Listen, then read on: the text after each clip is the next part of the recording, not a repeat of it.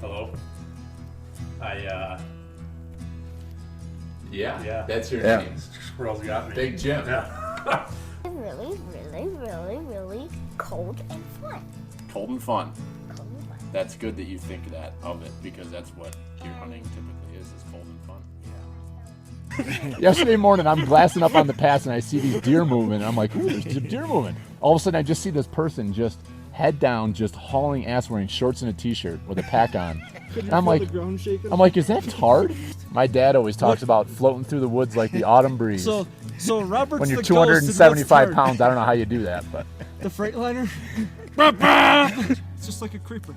You're just kind of up in the corner watching what's going on down there. Yeah. You know. He's like, he's up there slapping, pissing all over everything. Is it warm yet? How did you know the name of the actor? That's I know. Why did you say his name? Hervé Villechaize.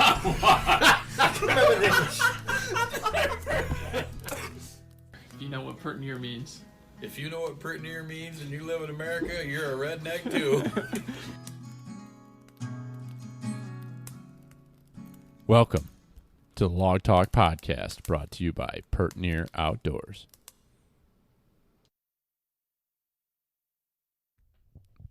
Hey everybody, Billy here. Welcome back for another episode with us. This is going to be episode 43, and this week we are going to be joined by our Uncle Tim Harvey, and so it'll be Jimbo, myself, and Uncle Tim. The three of us will just be kind of chatting and wanted to hear his story. We have not had him on yet. Jimmy did not get him on the Breeding 'em radio. That's a mouthful. Did not get him on during the season to tell the story about the bird that he shot that ultimately ended up winning our contest that we were having to raise money for National Wild Turkey Federation. So Tim's bird ended up being the top scoring bird. Pretty big turkey, his best ever. Had two beards. One was 10 inches, one was 11 inches, and that pretty much set him untouchable in the pack. That two beard score is definitely something that when you put those two together and multiply them by two, that spreads you apart from everyone else pretty well. So congrats to Uncle Tim on taking first place with the top bird in the contest. And I just want to take a quick moment and talk a little bit about that contest. We were trying to figure out, there was a bunch of social media contests going around, like calling contests there during April, and we were having a lot of fun with that, and had a few people reach out to us and say, you guys should do one, you should do one. So we were thinking about doing one, and ultimately we decided it was Jimmy's idea to just have some sort of contest, and then I came up with the idea that we do some kind of a donation, and then see if we could have a few different people donate some prizes. So really there was no cost to anyone, and just helping to try to create a fun experience for everybody, get the community engaged, and raise some money for a great organization for game species that we all love so much. So with all that, it was a great success, and thank you to everybody who participated. In just a week and a half, we got 42 hunters signed up and raised $1,150. Incredible. Every one of you out there who participated, thank you so much. That is way beyond our expectations of what we could have done, and that money went right straight to NWTF, and that's fantastic stuff, especially with all of their big fundraising events, all the banquets and everything being canceled. Every penny counts to help organizations like that stay afloat and stay relevant, be able to do what they do on a day-to-day basis. They need us. They need our funding. That's how they operate. So good on everybody out there. It's great stuff. And I put a post up on Instagram, on our Instagram and Facebook pages, with the little spreadsheet of everybody who shot a bird and what their scores were, and who the top scores were for each category. So congrats to everybody who won, and I will run through that quick. So Tim had the top bird with a score of 67. Our Uncle Chris, he had the best spurs with a score of 27.5. So the spurs, we followed the NWTF scoring for the total. Well, it was a little bit different. We didn't use weight because not everybody weighs their bird. Not everybody has a situation where they can. So the top bird was the beard length following NWTF protocol for scoring, and the same with spurs. So you had the two of them together. Then we had the best spurs, so that was just looking at spurs. And then we did a little something different, had some fun with the longest bird. And Alex, geez, I always get this wrong. She has two different names. She's an alias, I think, with Facebook and Instagram, and a real life. So whatever. Alex Clark is what we're going to call her. And so I apologize for continuing to butcher that, Alex. So she shot the longest bird on opening day, so congrats to her. And then Dalton Morgan, he put a nice bird down on youth weekend. So those were our 4 winners. Each of them will be hearing from us to claim their prize package. And thank you to our sponsors who helped us with that. Of course, we had Hunting Western New York was helping us out.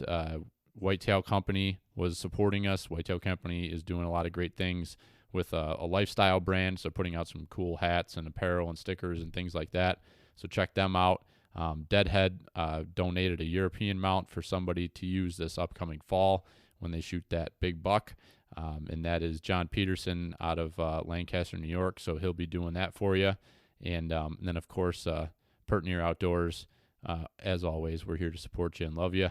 And Nick Scott with Engraved Outdoors also donated a hat, and that will be going with one of the prize packages. So that is that on the contest. So thank you so much for that, everyone.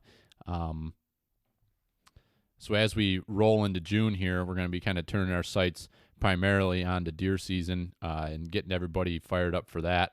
So we'll have some, I think, some good guests coming on that will be interesting and be able to provide some info and knowledge for you to get yourself ready for this upcoming deer season. Had a couple requests out there for maybe some people that have experience with public land hunting here around New York. So I'm going to be trying to get in touch with a couple people to that have success with that and maybe focus primarily on that type of area. So if anybody knows anyone, or if you are listening and you're somebody that does hunt primarily public land and would like to get on and maybe give some tips and tricks to people. I know we've got Eric Reeder. He's a local guy now, just moved up here, and this will be his first deer season hunting up in New York. He is originally from down south, I believe, in the Carolinas. So Eric had asked me if we could get somebody on to talk a little bit about public land opportunities and things that he could do. He really busted his butt this turkey season, and would love to figure out a better way to find success for deer, as he was not able to put that turkey in the back of his truck. So I don't think he was pretty close, but he did not put the hammer down. So yeah, just the sort of stuff that we're looking to bring to you here, and also going to get into a little bit of fishing talk.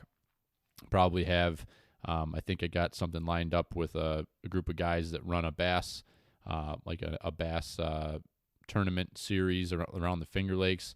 Thought that'd be pretty cool to hear from those guys what they've got going on and maybe how things have been affected by the shutdown of the coronavirus and everything else. So we'll hear from those guys and maybe get a couple charter captains on too from Lake Ontario and Lake Erie to let us know kind of what the bite's doing and how fishing's been and how things are looking out there for them, and maybe some tips for you if you hit the water going into this summer. So that's kind of what we're looking at. Again, as always, if you have anything that you'd like to have us cover, please just shoot us a message. We are doing this for you, so want to know what you want to hear, and always happy to put something else out there that would meet your expectations. So please do that. Please tell a friend. That's one way we can help grow this thing. Make sure you like and subscribe on your platform of choice where you listen, and also give us a rating. That helps big time. I'm told, I hear everybody say that, so I assume it's important. I don't really know what it does, but hey, just do it. I guess if everybody else is doing it, it must be the cool thing to do. So check that out and continue to help us grow what we're up to. So I guess in closing, before we get going with this conversation, I just want to say keep feeding them. Baby's crying. Feed them.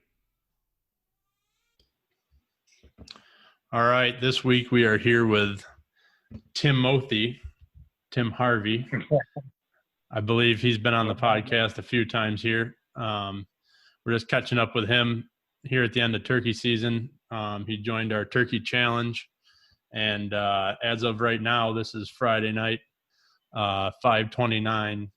He is sitting on the leaderboard with his big ass bird that he shot that had double beard. So at the moment, he's leading things off with that, and got him on here to catch the backstory and maybe chat about a couple other things on top of that. And as long as your numbers hold, you'll be winning the overall big bird of the challenge. So.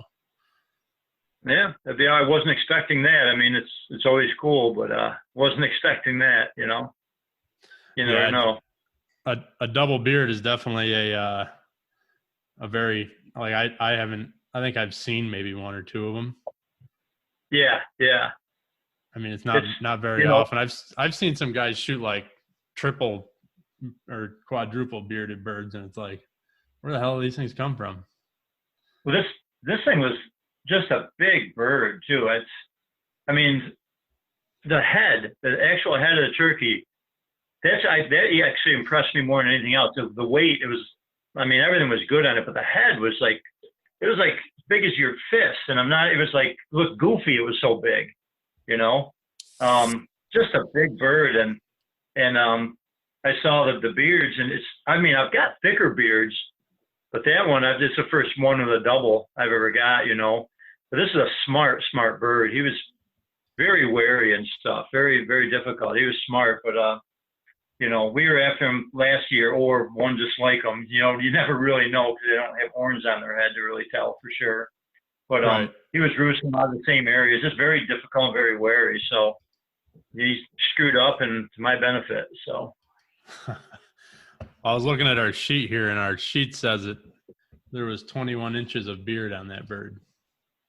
yeah, there was an inch and a quarter spurs on it. Big body, it's a heavy bird, just without a doubt the best bird I ever got. I know I've said that, but the taxidermist is loving me this year. He's going to put an addition on between my deer season and my turkey season. So yeah, this one's going to be mounted, you know, so Nice. pretty cool. Yeah. Yeah. What did you get a weight on that thing or no? We had a rough way between the taxidermist. I talked to him, and he was saying 23 to 25 pounds. So I was calling it 23. Chris got a weight on his, and he had 20 or 21 pounds. I forget what he told me. And I know mine was heavier. I mean, by feeling it, I could tell it was heavier. So, you know, you didn't need one for the contest, and then I forgot to get it before I took it to the taxidermist. And I'm kind of bummed, but the taxidermist he's quite a turkey hunter. Cliff Weitzel there from Whitetail Creations there in Holcomb, giving him a little bump there. But he said that's a heavy bird, and but like I say, it's just I'm happy to get it. It was a great hunt, and you know, I've never done length. I didn't realize you did a length. Is that something they do in a lot of contests, or is that just something you made up? Well, it's something that came about in the last, I'm sure people have done it in the past, but in the last couple of years, you know, following along with the hunting public on YouTube, they call it the Longbird Challenge. Okay. So it's just kind of something fun and different. Yeah, it is. It is. My bird measured at like 48 3/4. I think that's what mine was. Yeah, 48 and a half. I got is what I got on mine. So yeah. I was hoping we were counting the snood because I was over 50, and that's just a freaking giant. But we weren't counting the snood, so. Yeah. But yeah, my bird, I actually stepped on the scale with it. It was 23 pounds. Nice. Yeah, Nice. I could tell he had some heft to him. I'd say, you know, to me, you get to the 20-pound mark, and that's a hell of a bird. You know, honestly, even 19 pounds. I mean, that's all good stuff. A mature bird, you know. Yeah. Oh, somebody's ringing. Billy just invited himself into our goddamn podcast. What? He can't do that, can he? What? Oh. What? What? Oh, we got a mic issue. Sorry, I just came in and blew this thing right up, didn't I? What do Yeah, you you got did. there? We Don't had be good pointing that in my direction. We had good conversation rolling before you came in. Oh, bitch. We were just talking about the turkeys we've shot. How are you doing?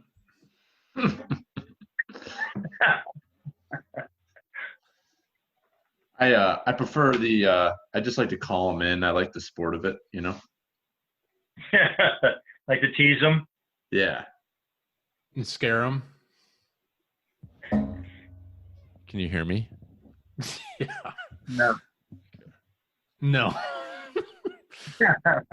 No, I cannot. So, Tim, let's get the story on this bird. We just did a little bit of the backstory on it and some of his measurements and how big he was. But let's start in the beginning here and get the story from it. Yeah, well, this is a piece of property I hunt deer at in Geneseo, and right down the bottom is down near the river, and it's kind of brush and wooded. Sad area, you know, where I found that dead body shed hunting. But that's a whole other story. Oh. But Yeah, we wouldn't want to talk about that or anything. No, we don't want to get into that right now, right? So, so we've been we hunt there a lot, and they roost right on the edge of the river a lot of times, which is pretty cool. But this year they had roosted across the river, and then back up the hill towards 28. And we went there a couple of times in the morning. There's other hunters on other properties, and but nothing right down in the river. So we just kept going and listening, and I finally got enough pressure from the other areas.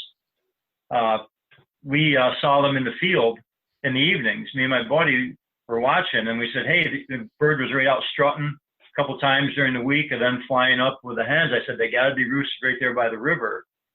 So it was, I think it was a Sunday morning. We went there, the 17th, I believe it was, of May. I think that was a Sunday. We went in there early. It's a funny lay of the land because it's brushy, comes down the hill, and there's a tractor path that goes along the brush and I don't even know what to call it, woods. And then the river, there's a field there, cornfield, and the river juts in and narrows it down, then it gets wide again. And that's right where they roost. It probably isn't 60 yards wide. We had to get in early, and I wanted to split up because we had tried to work him the morning before, and he was really wary. So they got down. He was gobbling early, and they came down in the field, and the hen was there, and there was a couple of hens. One was in the roost still, and one was on the ground, and he was gobbling and talking. I had a decoy out, and I just was mimicking the hen, just a couple, clucking and putting, and he just stopped gobbling and looked over my decoy, and he was probably 60 yards away, roughly off to north of me a little bit. And he just kind of folded up and just like walked away. And I'm like, what the hell? Then he went off and he flew across the river. I mean, he's just very wary. I mean, I don't know what set him off because there's other couple of hens talking, and apparently I just set him off. Something wasn't normal to him. He just super sketchy and wary. So I said the next morning, let's split up and my buddy Tyler, I said, you want to get on the other side in the morning there, or do you want to, I had a spot picked out already. I said, do you want to stay here? I said, we'll get them, call. I wanted to get to the north to get him the way he wants to work.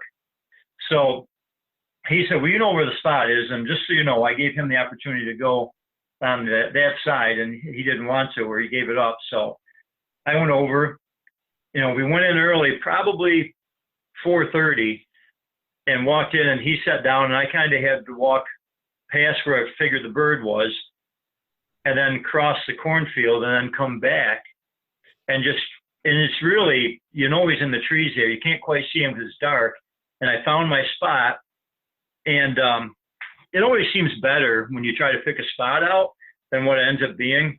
There was a tree there, and I said, well, I can lean against that tree. There was a bunch of briars and brush there, and I didn't want to make noise and try to get further back in. So I'm like, not quite to the tree, but the river is behind me about 10, 20 yards. It drops off, and the field's 5 foot in front of me, and I've got one of those turkey vests that's got a seat built into it where if you got it adjusted right, if you have it adjusted right, you can it'll hold you up and support you.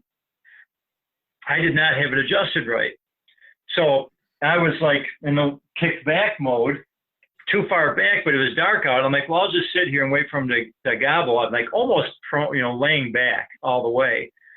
And he started gobbling at 5 o'clock, and he just kept gobbling and gobbling. He's right to my right, down in a bunch of mature trees on the edge of the river. And I remember I said that there's no way I'm going to be able to hold myself up. This is going to be like a major core and abs workout to try to hold myself upright with a gun. So I was kind of half upright, and I like held my knee with my left arm, had the gun in my right knee, if you can picture this, and had one arm on it. And I just had it, I was kind of far back enough in. I couldn't ever see him, but I knew where he was. And I knew he was to the right of me. And at one point he flew down. As soon as he hit the ground, he stopped gobbling. And after 5 minutes or so, because I heard the wings flapping and I couldn't see anything. After 5 minutes, I texted my buddy, which I didn't want to do and be caught off guard, because I couldn't see out in the field and down to my right where I knew he should be. I texted him. I said, where is he? He's like, he's in the trees, in the grass by the right where he was roosted. I'm like, okay. So then he sent another quick text. The hens are still in the tree. I said, okay. So I sat there and waited. Then I heard wings flap, and I look, and a hen, one of them flew across the river, and the other one flew down the river and out behind me and back into the field. She hit the ground, and then she started putting and clucking, and I took the call.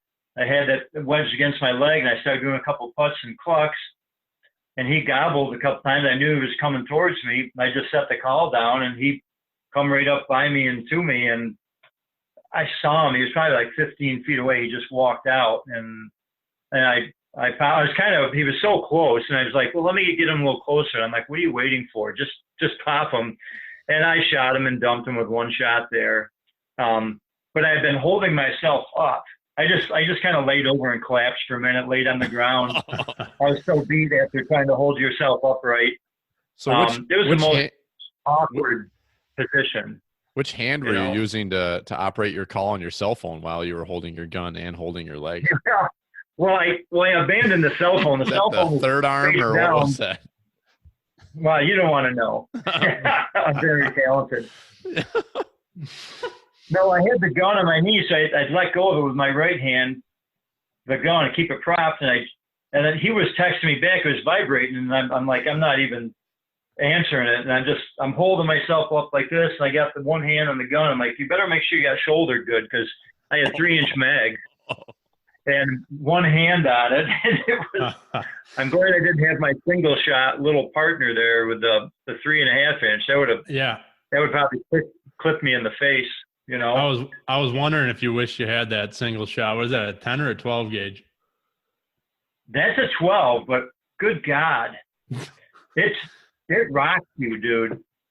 I remember the first time I ever shot it. It come up by me, and the hammer just went by my face. I caught it back here.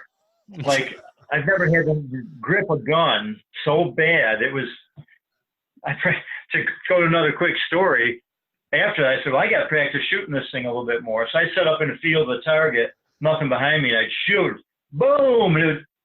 And you'd fall over backward. You couldn't keep your balance. It's a great gun to carry around the woods all day, but you're almost better off shooting 2 3/4 or maybe 3s out of it, not 3.5, man. They rock you. They go like a toy gun, and then you shoot like a cannonball out of it, But, did you call to that bird at all, or did you just ambush? I did 1 or 2 putts and clucks and stuff, but then I couldn't even see him.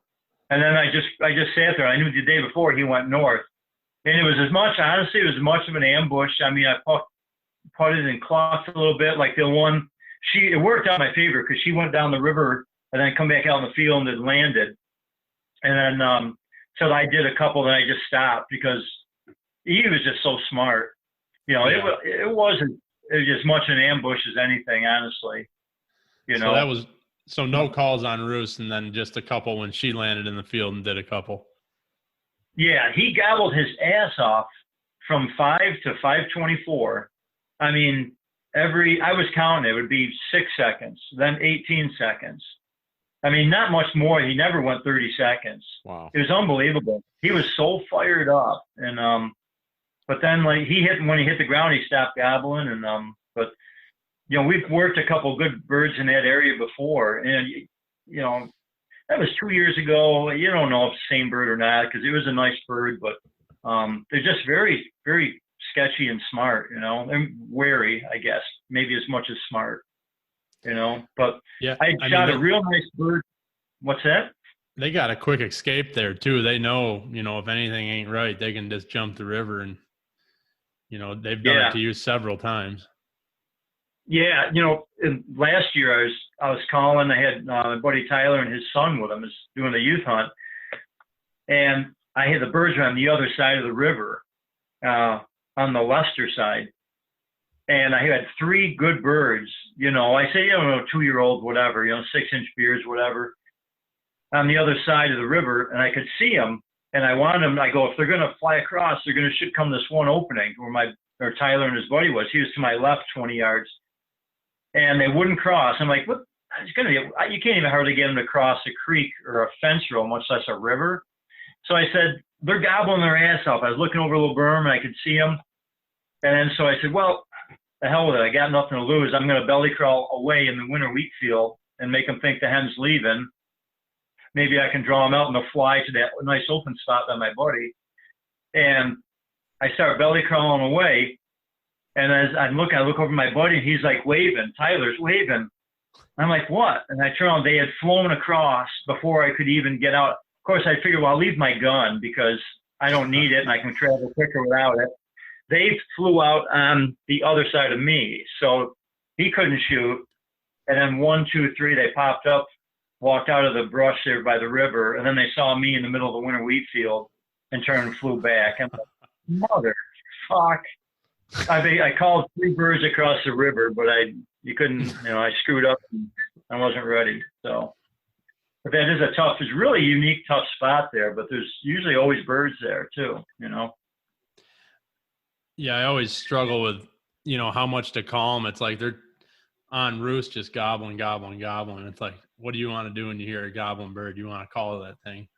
And it's like, even this morning I sat there and there had to have been 30 roost gobbles. And I'm just sitting there waiting. And it's like, I'm not even going to say anything. I was going to go for an ambush, but I ended up kind of talking to the bird all morning and he was just very responsive. So I just kind of stayed in touch with him, but didn't push him. What were you saying? Yeah. And he finally broke. So, but I'm going to save that whole story for another time. Well, what do you mean you're going to save it? Because we're going to do another Breeding Them Radio, even though you told us we're not going to. Oh, yeah. I mean, that's your thing. So, Yeah. No, I mean, you were just trying to shut it down last week. You were like, this is our last Breeding Them Radio. I'm like, well, we still got another week of turkey season here. Freaking tired, Jim. I'm tired of your bullshit is what I'm tired of. You're tired of good ratings? This late Wednesday night. Oh, recordings are done. It's 9:30 at night. Get it posted, Willie. Some of us are still working, Yeah, well, okay. You come over here and tell me this ain't work. I worked more hours than you did today.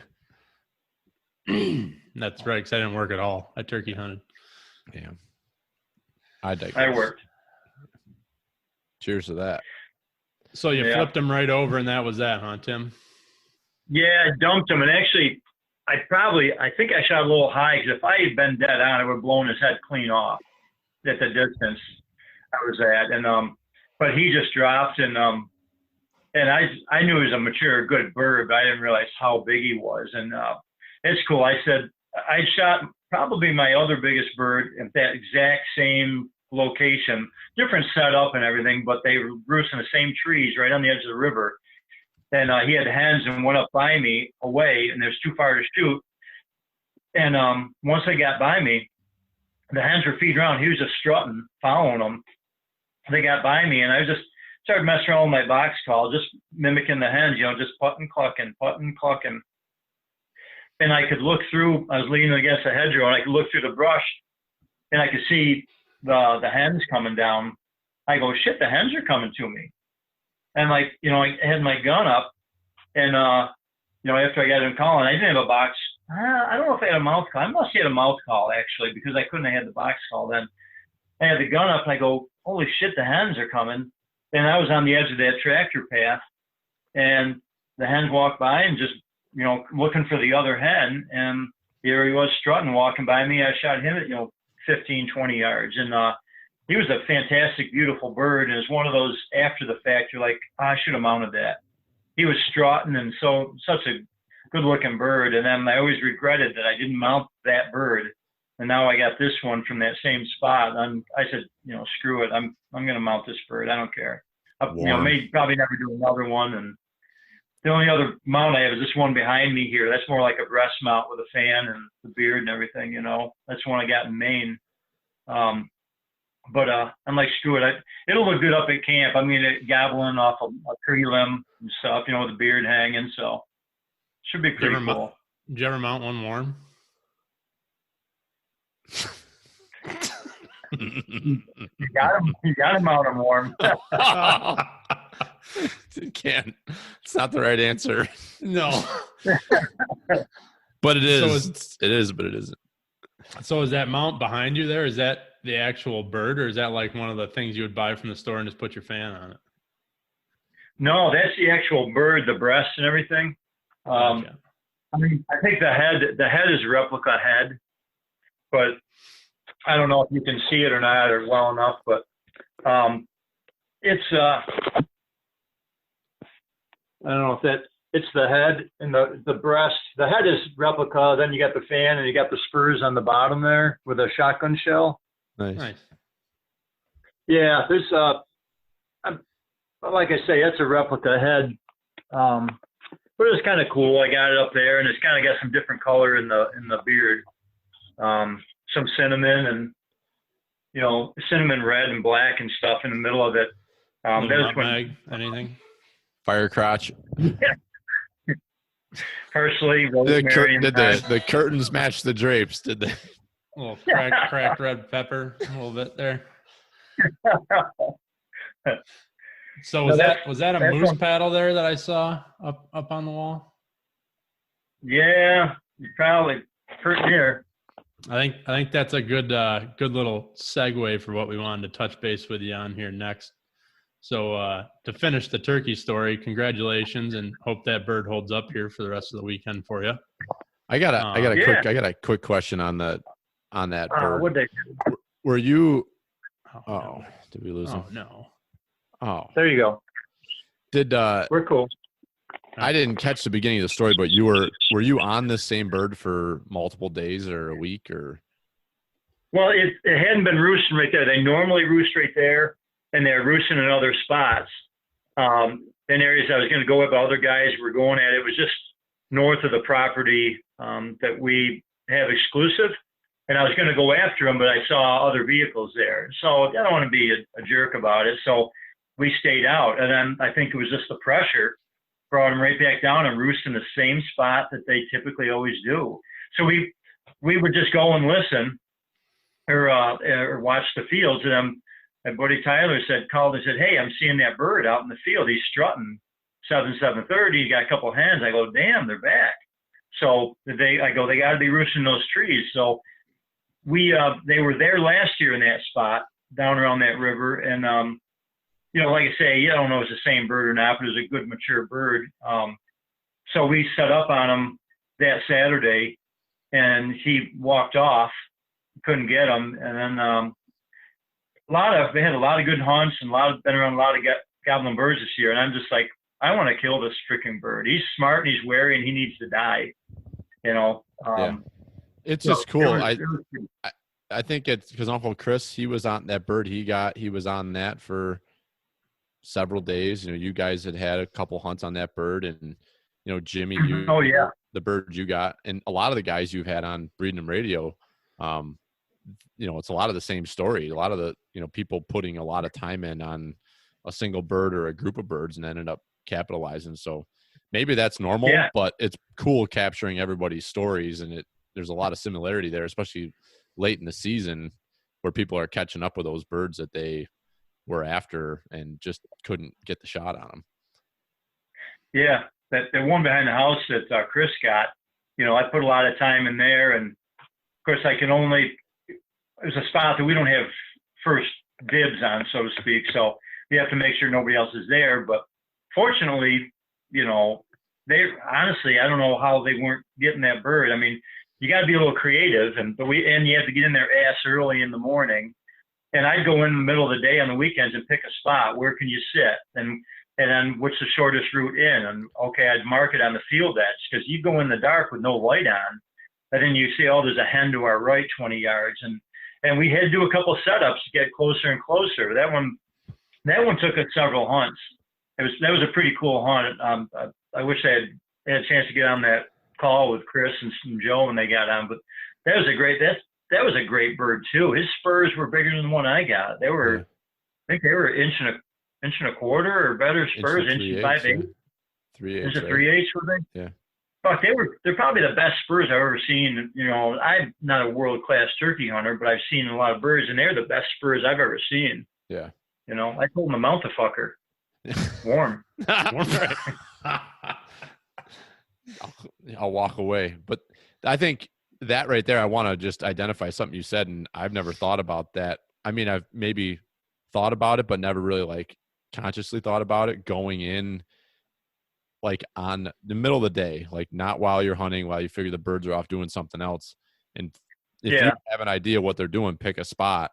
And, that I got a shot at that bird last weekend, and I had been spending so much time, and I've hunted a couple times in that corner. So I knew exactly where I already had a tree that was cleaned off and ready to be sat down at. So, that's a great tip for people, that if you're on birds, when they're in the area, get in there on a midday or in an afternoon when you're not really going to disturb them too much on their routine, and get a couple spots set up so that when you're ready to get in there close, you can.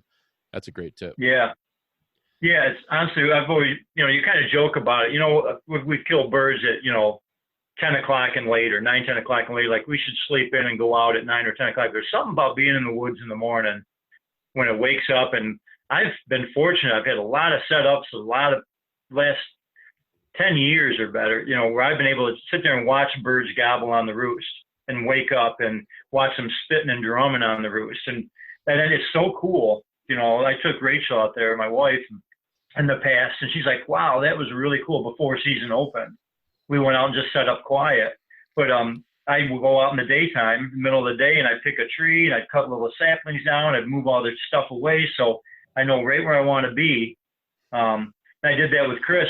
We went out there one morning.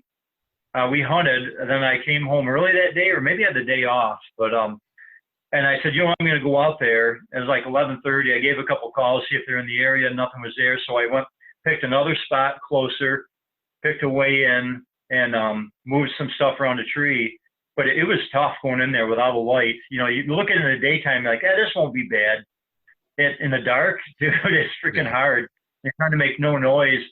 And I knew where I wanted to be, and it worked out so good, that setup with Chris. I thought there was an opening there. I said, we're whispering, you said here. I think I wanted him to shoot. Didn't even want to shoot. And, I always want to shoot, but I want to give him first chance. And it just worked out great. The thing was gobbling, and he flew right down. It was like a little strutting zone. I was calling, and he started coming into us, and his head up, and Chris was thinking he might have been getting spooked, and he popped him. But back to what you said, I do that a lot. I go pick a spot in the daytime and clean it all out and pick in a route, because I know I'm going to be right close to the birds, Yeah. So I've definitely had a couple of setups in the dark this year where, it starts to get light out and you're like, God, this is not right. We're not in a good spot. This looked better in the dark. Now all of a sudden you're too far out on the edge of the field, or you just don't have the cover, or you're in too much cover. You don't have any shots.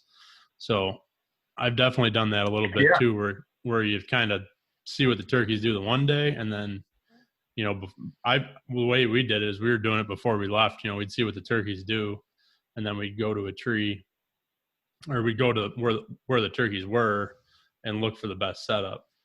And then the turkeys would do something different on us the next day. So it didn't matter that we did that anyways. But Turkeys never do the same thing twice. No, never.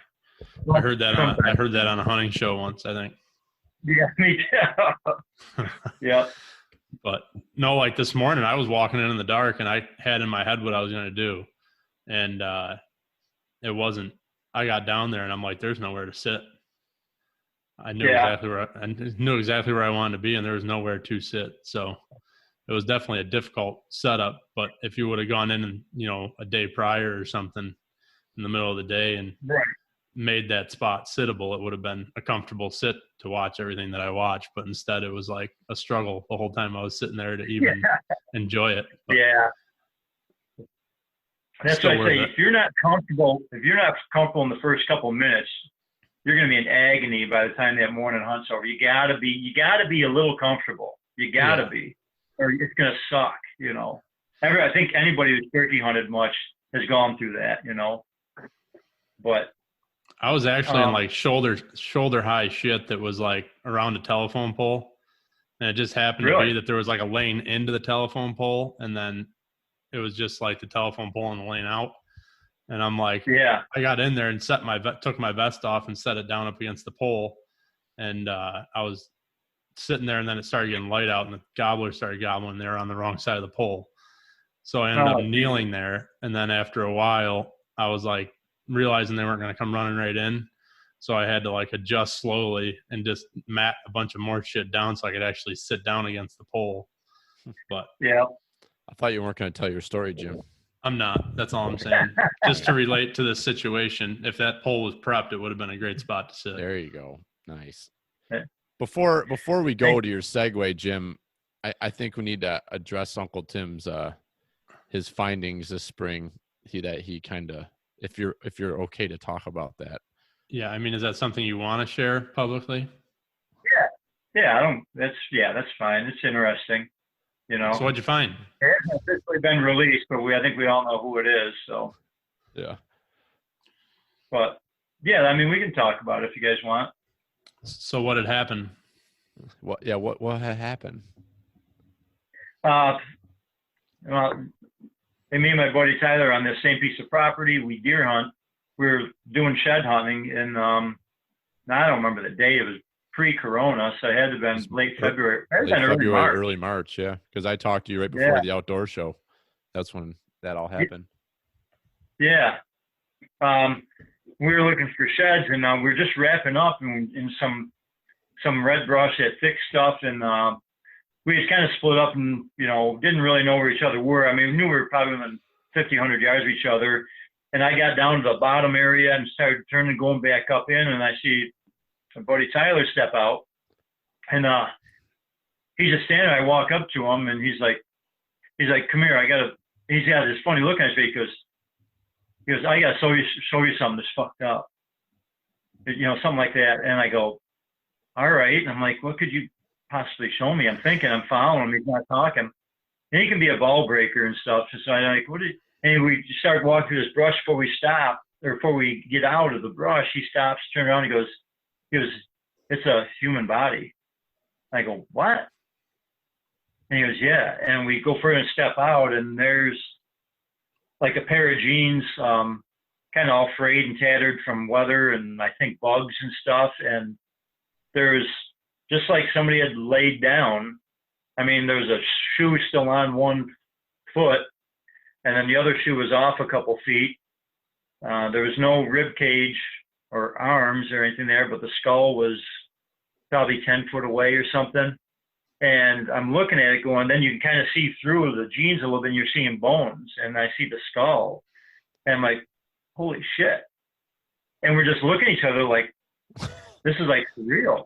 This is, like CSI or some show where they see, the hikers finding a body, and like, we're like, wow. And I went up a little closer and to look at the skull, because I was seeing like the bottom of it, because the jaw was going off. It was up. And I'm like, yeah, that's a human. Those are teeth. That's Jesus. And we both just kind of like, we got to call somebody. We start walking out, and first thing I was thinking, well, I'm like, who is it? Could have been a college student that got, I don't know, ran off drunk or something and died. And then we got thinking about it. We're like, they never found that guy who ran off that shot at the police officer, and I think he shot back. So we got down and made the phone call at the people on the property, the Wadsworths there. And so obviously you can imagine what happened. They just swarmed the place there. And Tyler went back up to show them where it was. And they just kept getting investigators and all sorts of people there. And they went up and started looking around. And, it's a big freaking deal. They've been looking for the guy. It was over a year, I think it was, wasn't it? It's a year and a half. It'll be 2 years this summer. Yeah. They had to have been a year and a half, I think. I think it was like summer of 18 that they did the pullover. The cops pulled him over in Geneseo. He got out and got a gun, had a gun in his hand, and he shot at the officer. I don't think he shot at the officer. He pulled the gun, and then the officer shot at him, I believe. Yeah, you're right. He did point at him, and then he ran off, and his girlfriend ran off, and he went in the cornfield, and they went down in, and it was the next block north of where we hunt.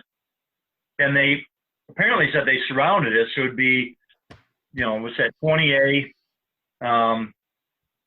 63, the river, and then 390, kind of that quadrant there. And they figured got him surrounded in there. But to me, I mean, it doesn't take that long for him to run down and then cut north. And that's what he did. He crossed 20A, and he went over in that spot there right by, there's a tree stand there. I've hunted a couple times. And I was right within 20, 30 yards of him the whole time, and I didn't know it. But it's kind of a fixed spot there that you don't want to walk in there when, in hunting season, because they bed in there. And, but I know I walked down through there during late muzzleloader season, but you get a little snow on the ground, it kind of covered up, and you're not really looking for anything like that, so you wouldn't see it. But the blue jeans stuck out to us so much, and his shoes he wore, I'm impressed. His shoes held up really well. I don't know what kind they were, but they're probably that weather. They look probably the New Balance 509 dad shoe, Right. I think it was. But so as it went on, they were camped out there day and night looking for stuff, and okay, so he's dead there. What happened? And they didn't really officially say that's who it was, but they kind of indicated to us that unofficially that's what they thought it was. And so a couple of days later, I get a call from a guy who's an investigator at work. I'm in Geneva working at Nice Egg. And he says, "Hey, I'd like to talk to you a little bit more. When, are you free?" And I'm like, "Well, no, I got a meeting. I got to do this or that." And I said, "Can I call you when I'm done?" He's like, "Yeah." And I said, "You haven't got to come over here. I'll meet you, at my house in Lima." I said, "You're in Livingston County. I hate to make you drive all the way here." He's like, "Okay." Time I get out of the meeting, an hour later, I see a text. "I'm at the Wegmans in Geneva. Come meet me." I'm like, wow. I'm like, okay. So I was down there with him for 45 minutes or an hour. He was just like, "Tell me what happened. Tell me, just run through everything. What happened?" And I'm like, what the heck is he looking for? So I told him the whole story, and then, which is, we went shed hunting and circled around and came down to it. And he goes, "Did you guys touch the body or see anything or do anything?" And well, my buddy kind of nudged it with his foot when he first got to it. He thought there's just a pair of pants there in the woods that somebody, what he thinks, he goes, "I thought somebody shit their pants and took them off and left them there." He's like, "Who the fuck is leaving their shitty pants here?" That's the way his mind works, So I go, "But no, we didn't touch anything." And he's like going, rubbing his face. I'm like thinking, "What are you looking for?" He's like, I go, "What is it? What?" I forget how he finally come out with it. He goes, "Did you find a gun?" I go, "Oh." I go, "No." I go, "I didn't find a gun." I go, "You can't find the handgun." And he goes, "No." He goes, "We found a shell casing, but we cannot find the gun." He goes, "He offed himself." He goes, "But we got to find the gun." So and at the same time they're questioning me, they're in Honeoye where Tyler was doing a job, questioning him, another investigator, just so we couldn't probably talk and compare stories in case we were lying about it. I'm like, I was thinking, no, I wouldn't. If I found a gun, I would tell you. But if I found the gun, I'd find the body. But, animals and critters obviously had taken the body. It's slightly downhill. They found bones and everything within 20, 30 yards in the brush, just scattered about.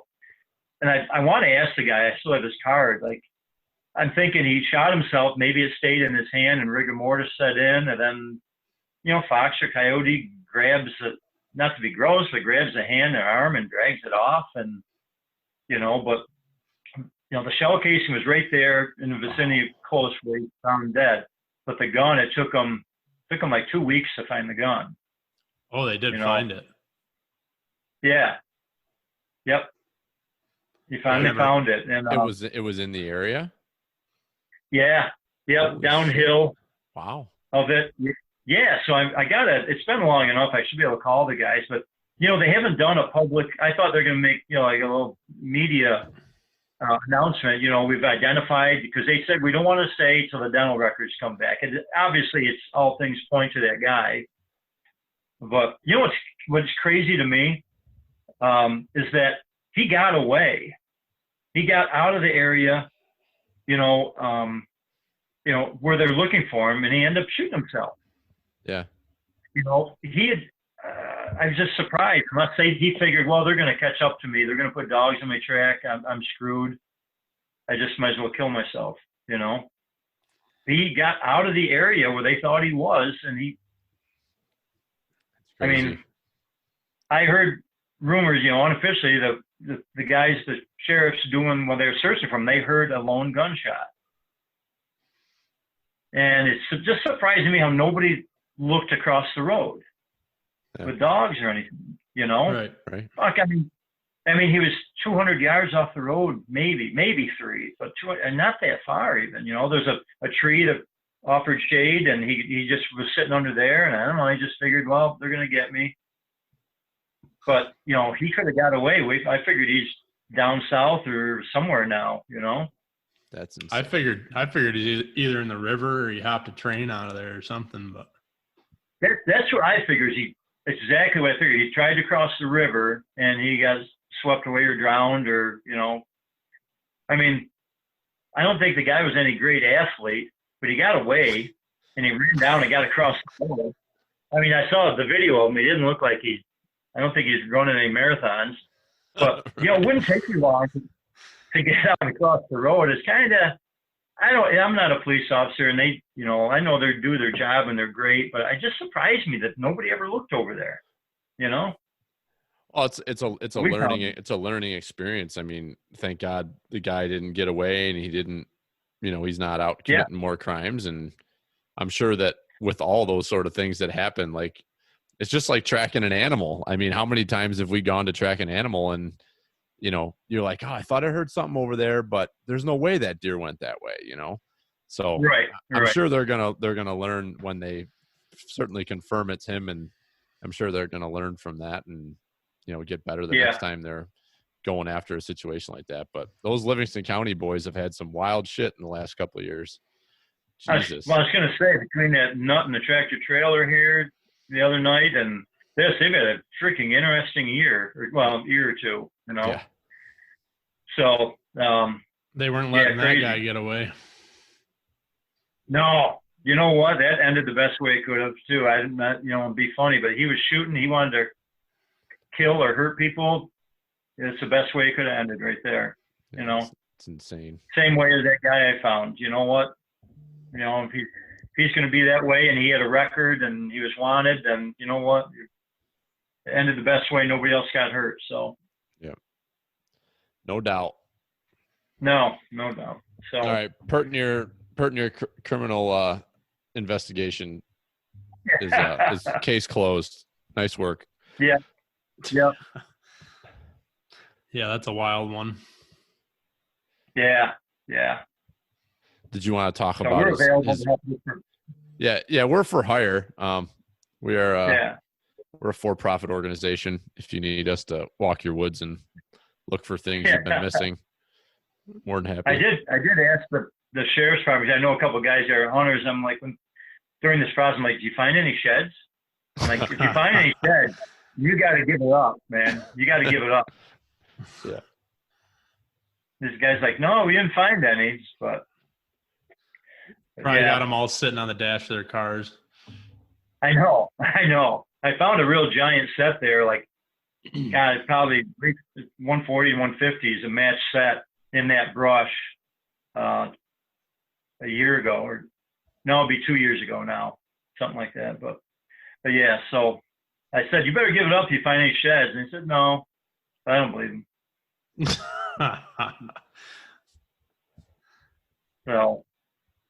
So do we have time here to touch base on some of your guided hunts that you've been on?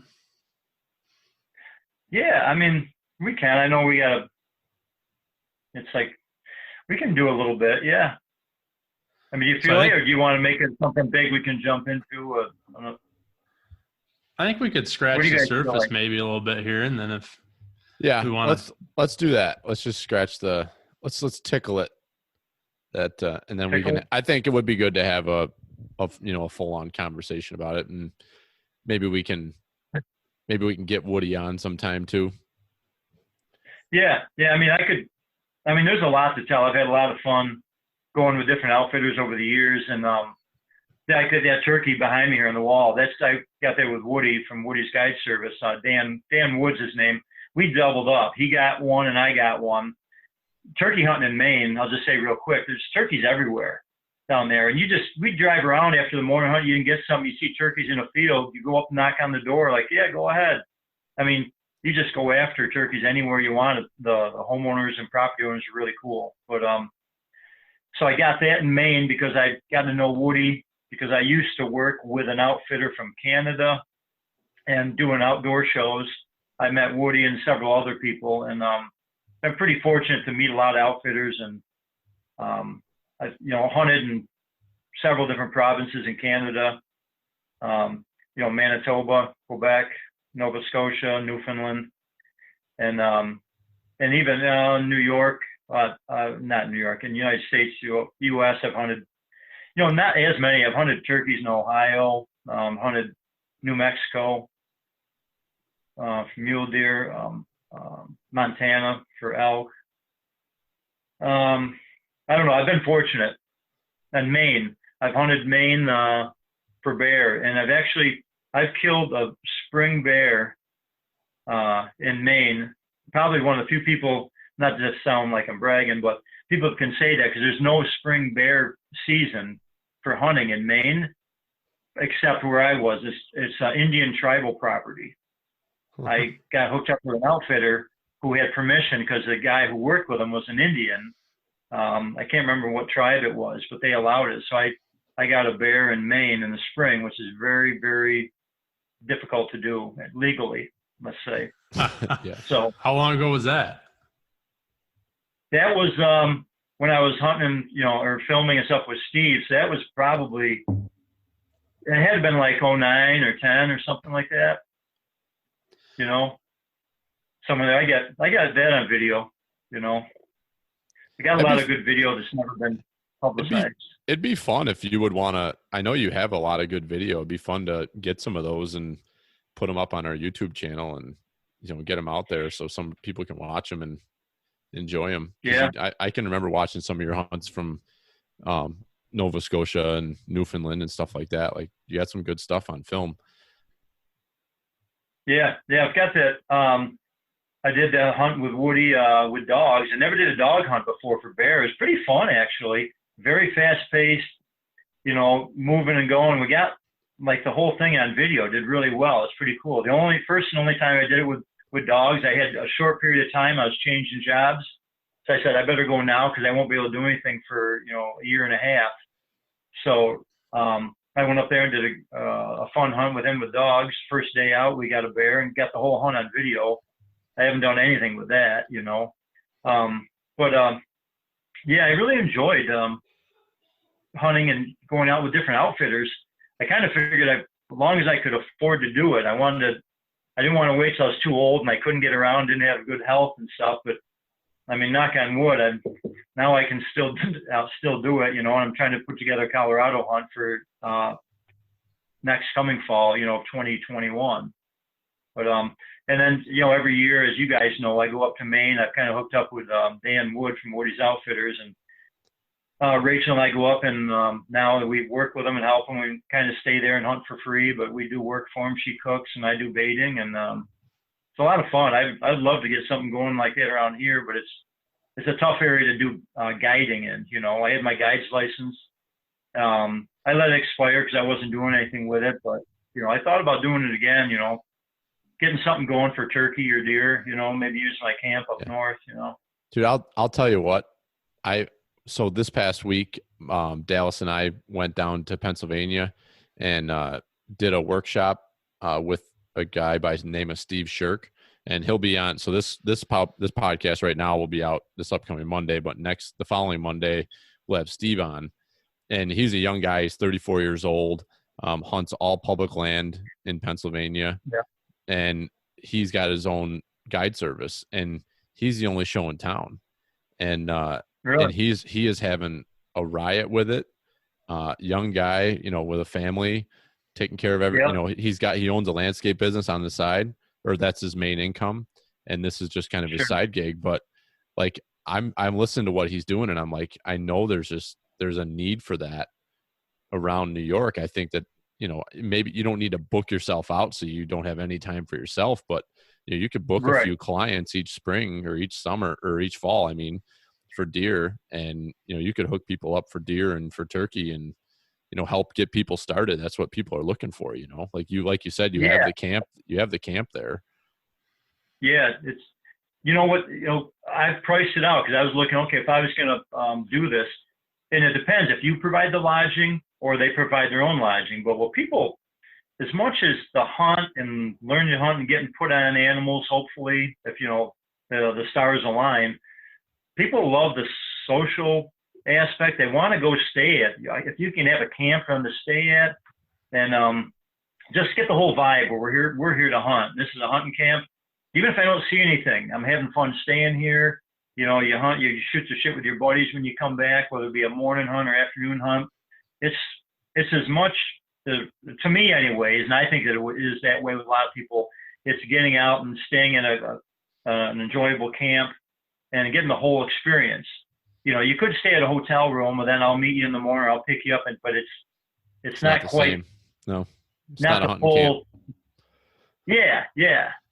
Like I got think you got provided a camp. I think it's people will do like if you're providing the camp maybe 150 a day, I think, but you provide a place for them to stay, and maybe you provide them dinner, and they do their own or something like that. You could break it up, but if you had a spot for them to fish during the day and take them out to roost the birds if you're doing turkey hunting, give them the whole scenario, and that take somebody for 3 days, and do it for $450.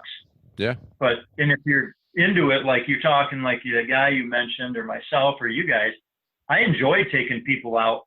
When I was doing it with Steve, bear hunting and moose hunting and stuff. It's fun to take people along who's like never done it before, and you can tell them what to expect and how things are. And Jimmy, there, you went up to Nova Scotia that one year with me, and you got the taste of that. I think you had fun. Oh, that was a riot. That was a great trip. And like, midday, I mean, we were running around. I think I went around with Steve for a day, and we did bait sites and stuff. And it was just a lot of fun to go out and experience that. And there's just a ton of bears up in Nova Scotia. It's unbelievable. Yeah, there is. I know. I wish I could get a piece of property or get set up there. It's like an untapped resource there, man. Yeah, because that's kind of cool. Like, you don't hear anybody goes to Nova Scotia to hunt, really. You don't. No.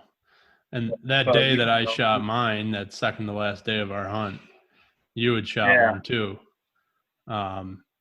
And in Nova Scotia, you have to, if you're transporting an animal, that you've harvested, you have to stay in the vehicle with it. So that's right. I got my bear. He came and picked me up. And when he picked me up, he was like, "Oh, Tim shot one too. We gotta go over and give him a hand." So like we get over to your spot, and I'm like jumping out of the truck, and he's like, "What are you doing?" And I'm like, "We're going to get Tim's bear." He's like, no, you got to stay here with your animal. I'm like, oh, Jesus Christ. I'm like, I can't even go in. He's like, no, you got to stay here with your animal. I'm like, all right. Yeah. So I got back in the pickup truck, and somewhere I have footage, but there was, I think, 7 to 8 bears in the blueberry field next to the truck while I was sitting there waiting for you guys. I remember that video. Yeah, that was a fantastic spot there. All those blueberry. One of them was a fields, monster. That one was like 500 pounds plus. He was huge. Yeah, they had some big freaking bears up there. A lot of good food source and stuff. I was happy with the little one I took. You tell him, well, how about your blind? Remember, Jimmy, you're hunting the ground blind for a couple of days, and you're like, screw this. After he would come in and find it stomped down and leveled by a bear. Yeah. You know. So the first day that we hunted, we went to go. He went to drop us all off, so he'd take a truckload of us in a 4-wheeler, and he'd stop at a spot, run somebody in, come back out, take somebody to the next spot, and we were on the way to drop the first guy off. And he was talking to him about the blind. He's like, well, I'm going to have to get in there with you and make sure the blind's still up because they've been knocking it down every time I go into bait. So I got to reset it. And I'm like, oh, this is great. And then he's like, Jimmy, you shouldn't have to worry. He's like, yours hasn't been messed with yet. I'm like, all right, cool. So we drive like, I don't know what that was, like 3/4 of a mile or a mile back into the woods on a 4-wheeler. And he shuts the 4-wheeler off and he goes, son of a bitch. And I'm like, what? And he's like, they knocked your blind down. I'm like, oh, that's fantastic. Yeah. So we get it reset. He runs down, baits the bait, and then he comes back up. And I think I was unzipping one of the side windows. And he was like, no. He's like, no, you can't do that. He's like, he's like, just the small window to the bait here. It's all you can have open. I'm like, so I can't see if anything's behind me or on my sides. And he's like, nope, you got to leave it closed or they'll see through it. I'm like, son of a bitch. So I'm sitting there just watching the bait. I think the first night I had a sow and cub come in, or sow and 2 cubs. Yeah. And she did. She walked right by the barrel. The 2 cubs were playing around in it. I have video of all that too. That was really cool. I really got to find that video. But she walked right by and disappeared, and the 2 cubs stopped and were playing in the bait. And I'm like, that's cool. I'm like, great, where'd she go? And all of a sudden she pops out like 20 yards in front of the blind, just looking me down. I'm like, oh my God, she's going to freaking walk up here and screw with me. And she didn't. She walked away. It was like she knew you were there, and she walked away. Yeah. And then the next night he was like, there's a really big bear coming into this bait. He was like, it's coming down the right side of you, down the gully. And then it pops out to the bait down in the bottom. And the second night I was in there, I heard something coming down my side down into the gully, and then it never showed up at the bait. And I was like, wow. I was like, all right, Steve, I go, it seems like a really good spot, but I'm not enjoying myself sitting in this blind that's been mauled by bears. So he was like, well, they can climb trees too. I'm like, yeah, well, I can see them coming. Right. Yeah, I know. So, yeah. It is funny. I've hunted a couple ground blinds like that. And you don't think about it. When you get in there and you can't see behind you, you just see forward. It is a different feeling. I got to admit, it's different, Yeah. Well, thank you. Sure. Tim, have you ever thought about doing spring bear like out west, like going out to Wyoming or Montana? Yeah. I thought about Idaho. That's a long way out, but they got a lot of color phase out in Idaho. Yeah. So, yeah, I would like to try something like that. It'd be quite a trip distance-wise, but, yeah, I have looked into something like that. I would like to try that. Yeah. There's a group of guys I follow, the working class bow hunter, and right now they're on a hunt out to I believe it's Wyoming, western Wyoming, an outfitted, backcountry hunt. They're getting horsed in, and so I've been in touch with them, and I'm gonna try to get them on when they get back, after they get back and have a chance to publish their own stuff on their channel. But I want to kind of hear what that experience is like, because it's spot and stalk style nice. Spring bear hunting, and that sounds pretty awesome. Like I don't know, like it's funny. I if you would have asked me 5 years ago, 10 years ago, if I would have had any interest in hunting bears out of state, I'd say no. But after being out west, deer and elk hunting, and seeing some of that terrain and seeing bears up in those high mountains, it's like that would be freaking awesome to try to get a bear down in some of that type of country. Yeah. Well, I mean, all the bear hunting that we do around here, if it's around camp here, we're basically sitting there waiting for deer, and if a bear comes along, we'll shoot it.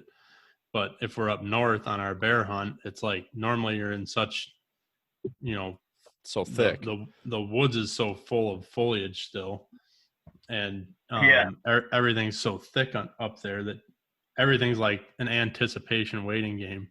So to be, out in the mountains and see a bear and just go after it, like that would be pretty cool. Yeah. Yeah. I used to see or watch a lot of those videos with up in British Columbia with Jim Shockey and his outfitting business, and I really wanted to try to get up there, but that's so expensive. I mean, it was expensive a while ago when he got, had his thing going, but you can get 2 bear, I believe it is, up there in some of those places, but it's a long trip up there and it's pricey, man. Yeah. That's real pricey. I'd like to find something, like you're saying out west, something we could, hook up with an outfitter. It's a little more affordable and stuff, but I love hunting bears. It's a lot of fun. Yeah. I would absolutely love to try the dog one with Woody. Yeah. Yeah, I have to let you know when we're going up this year. I'm trying to think. Dogs might be open. Jimmy, you're not. This year ain't gonna happen for me. You're gonna have a radius around your house that you're allowed to leave, and that's about it. Yeah. I meant not this year. I meant another year. Yeah, there you go. I forgot. Yeah, you got some important business to tend to. Yeah, I could probably work in next year, but not this year. Yeah. We're talking 5-year plans here, Timbo. We're both in I hear you. a bit of a situation. Yeah. No, that's good. You have priorities. Everybody's got to have their priorities. Yep. I am hoping to, I've never, Jimmy's been on it's interesting because with our family, Uncle Chris went on his first hunt out west and it was all public land, self-guided. You have a ton of experience, and we're just scratching the surface and definitely want to talk more in depth about, if you are looking for an outfitter, how do you select the right one and how do you know? Because there's good, bad out there like there is with everything. Yeah. But, that's what's kind of unique about our family and our hunting group is that there's a bunch of different experience as far as different types of hunts. So, you bring a whole nother facet to that with, you've been all over the place with different outfitters and have so many different experiences that, that's pretty sweet to have that, as a resource for us and now for our listeners of, how do you pick these things? How do you make these decisions? And, go that way. But I'm hoping next fall that maybe I can snake my way into being able to go out west with you guys and kind of holding that card in my pocket. But that's my hope, is to be able to go out there with you and Uncle Chris, and Dad seems like he's interested right now. We'll see what happens this time next year, but yeah, that would be awesome. Love it if whoever can go, and then maybe do it again, after that sometime if other people want to do it again a year or two after. But I'd love to talk to you about outfitting stuff, because I've had great experiences and I've had some bad experiences. I got some really bad stories I can tell you, things that went wrong, and some stuff you can't predict and just happens. But yeah, I've enjoyed it. I've had fun. I try to have fun with every trip, and it's not about getting an animal. It's about the adventure too, Yep. Yeah, that's definitely something that, I just hit the timing right with that one with you to go, but that's the only time I've been on one. And it was a lot of fun because it was pretty much, there was 4 of us from our group or something that went. So it was a good time to go do a trip and do something different, and to be able to show up and have everything taken care of for you. I tell you, it's pretty cool when you just, somebody else got your food and they got a spot picked for you, and and then you just concentrate on relaxing and having your gear ready, and make sure you're shooting good, and it's pretty cool. It's a nice little experience, for sure. But everybody should do it if they can. So I guess kind of starting to wrap this conversation up, we very well may get you on again before the fall, but in case we don't, what do you have planned for this upcoming, bear and deer season? What do you got on the slate for September, October, and through November, December? Right now, going up to Maine to Woody's, I believe the third week of their season. So it's I think it's going to be right around the weekend I'll be coming back. Be the weekend we got to run the Muddy Sneaker at Hightower there. So I think it's the third week in September, maybe, or second week. I forget now. But we'll do that, and then the following week I think we'll be going up north for the early bear season. Stay up at my camp. And all you guys who want to come up who can get away, we'll do that for a long weekend. And then I usually we'll start bow hunting, but then I'll go up and do the early muzzleloader. I go up there for a long weekend. I've done the week, which is a lot of fun up at camp. Because you can, 1 week, I think it's 7 or 8 days, you can hunt with a muzzleloader. You can hunt deer, buck or doe or a bear. So you got that option. That's the New York northern zone, correct? Yeah. Yeah. It's pretty cool. I did a week before, Rachel and I went up and stayed up there for a week. It was pretty fun. And I didn't get anything, but there's a couple of days I blew off hunting to spend time, with her. And we went up to Old Forge and had a couple of beers. And of course, the next day you check your trail cam and, guess what I missed? I had a buck walking by my stand at 4 o'clock, but it's fun, We had a good time. So, but I'll be back into just hunting New York the rest of the time. I don't think I'll be doing anything else, just, doing our archery and gun and then muzzleloader here local. So I've had a lot of fun the last few years kicking that, it's almost like a kickoff to deer season, because it's normally when deer season used to start was around October 15th. And, we got a couple weekends of archery under our belt now in the southern zone, but the northern zone has already been going for, I think they start a week before us, but they have a chopped up season. Like I think they only have a week or two of bow, and then they go muzzleloader, and then they go rifle the rest of the way. Yeah. It's kind of different, but it's fun to get up there early and put a muzzleloader in your hand and get out there and start wandering around. Yeah, and the weather's still good. It's enjoyable to be out. It's and you got a chance of seeing a bear. Getting a bear. So it's pretty cool. So that's what I'll be doing this fall, and then I'm really looking forward to the following fall, getting away to Colorado. So see what happens. Yes, sir. Well, why don't we shut this thing down so we all can get up at 3:15 and go whack some turkeys? Yeah, Sarah said to me when I was. Sarah said to me when I was. Sleep in 2 minutes. I can get 5 hours. Oh yeah, you talk. Is it your turn to talk or my turn to talk? Jesus Christ. Go ahead. It's your show. Yeah, Sarah said to me, she's like, "Oh, well, Jimmy and Mike are getting up to go turkey hunting at 4 a.m. So I guess I'll wake you up so you can feel like you're with them, and I'll give you the baby." Like, oh, okay, perfect. So. No. Yeah. No. I said that's not funny. I don't think that's funny. If I can't. You should have said yes and then just wandered out of the house after she woke you up. Yeah, you said you were getting me up to go hunting.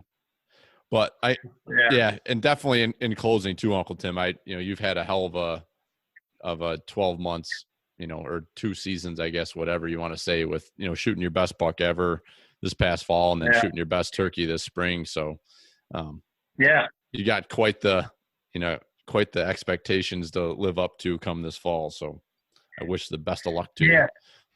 Yeah. I think it's going to, in a nutshell, I tell everybody, my seasons are going to suck probably. I'm going to, but I can't complain. I've had a great season, and how it's skill, but it's luck, and there's luck. You got to be there the right day, the right stand, the right time. But I'm fortunate to get the nice buck, and I got just pretty good buck with my bow, and then the turkey. So I can live off that. If I go dry and don't have great hunts, I'm okay. I got good memories, Yeah, and a cold case fugitive. Don't forget that. So. It's quite the I got that in the back pocket. Yeah. Nice. Good stuff, man. Yeah. Well, you take it easy and let us know what have you heard when you're going to get that deer back? It's going to be a while. I got the rack, but I got the rack still, but he said he'd let me know when the cape gets back and he wants to start mounting. I kind of put off. I'm so happy to have the buck. It's just an awesome buck that I do want to get it scored, but I wasn't pushing. Then when I started to, okay, I'm going to go get it scored, enter COVID-19, Right. I mean, I could probably maybe find somebody now who'll be cool enough to score, Call Jeff Fox. Worthy? Yeah. Yeah. No. He lives down south. Jeff Fox lives over. He drives bus for Dad, but he's a scorer. Oh, okay. Do you know I Jeff Fox? Jeff Fox. Yeah. Yeah, I forgot about Jeff Fox. But he's a certified scorer, so it'd be good to get him to put a tape to it. I think I talked to you about that over snowmobile season there. Yeah, I forgot about him. Yeah, you're right. Wonder if he'd be cool enough to do it now, He sure would. All right. He don't care. Reach out to him on Facebook. Yep. Reach out to him on Facebook. He's active on there. Reach out to him. Yeah, I should. I'd love to get that on there and get it scored. Love to see what that's going to be at. So, what are you thinking, like 130, 135 inch? I've been told more than that, but I don't know. That deer, he's 145, 150, my guess. Yeah, I'm bummed. I mean, I'm bummed that one brow tine broke off, and I'm not just because those are I've been dying to get a deer. I always wanted to get a deer with a big bladed, gnarly brow tines, and one of them broke off. I'm like, it's still an awesome deer, but I'm just, whatever it scores, it scores. It's such a cool rack with the tines that long, 13, 14-inch tines and everything, and so, yeah, it was cool. Yeah.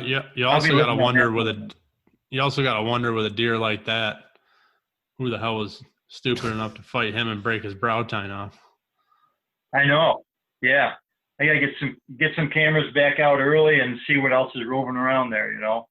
There was a lot of nice bucks out there this year. I'm hoping some made it through. Absolutely. Yeah.